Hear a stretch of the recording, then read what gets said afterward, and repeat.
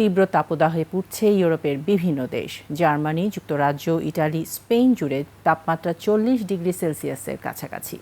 এদিকে তুরস্কে ছড়িয়ে পড়েছে দাবানল। ইউরোপ জুড়ে কয়েকদিন তীব্র তাপপ্রবাহ থাকবে বলে জানিয়েছেন আবহাওয়াবিদরা।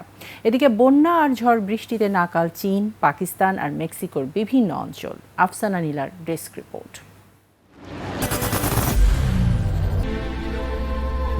I am Ox. ইউরোপ জুড়ে চলছে নজিরবিহীন তাপপ্রবাহ। France, Italy, Spain, Germany, Portugal, Greece সহ বহু দেশে জারি করা হয়েছে সর্বোচ্চ মাত্রার তাপ সতর্কতা। জার্মানিতে তাপমাত্রা 40 ডিগ্রি সেলসিয়াসের কাছাকাছি। ইতালি, স্পেন ও গ্রিসের পরিস্থিতিও ভয়াবহ। দক্ষিণ ইউরোপের বিভিন্ন অঞ্চলে রাতের তাপমাত্রা 30 ডিগ্রি সেলসিয়াসের নিচে নামছেই না।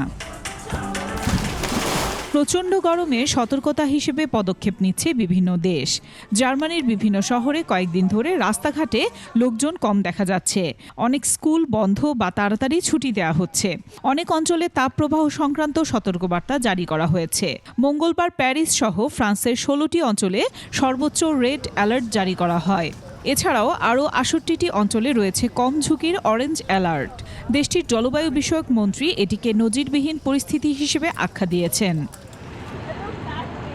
স্পেন, পর্তুগাল, ইতালি, জার্মানি, যুক্তরাজ্য এবং ক্রোয়েশিয়া বলকান অঞ্চলের দেশগুলোর কিছু অংশেও তাপপ্রবাহের সতর্কতা জারি করা হয়েছে। প্রত্যেকটি জায়গায় তাপমাত্রার পারদ ঊর্ধ্বে।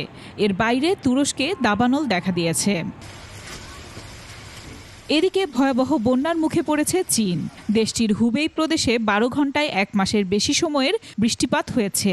প্রায় 18,000 মানুষকে নিরাপদ স্থানে স্থানান্তর করা হয়েছে। জিয়াংফেং শহরে টানা ভারী বৃষ্টিতে বন্যা দেখা দিয়েছে। অন্যদিকে মেক্সিকোর দক্ষিণ পশ্চিম উপকূলে গ্রীষ্মমণ্ডলীয় ঝড় ফ্লোসি ঘূর্ণিঝড়ে পরিণত হয়ে 175 কিলোমিটার বেগে আঘাত হানে। এতে ব্যাপক ক্ষয়ক্ষতি হয়।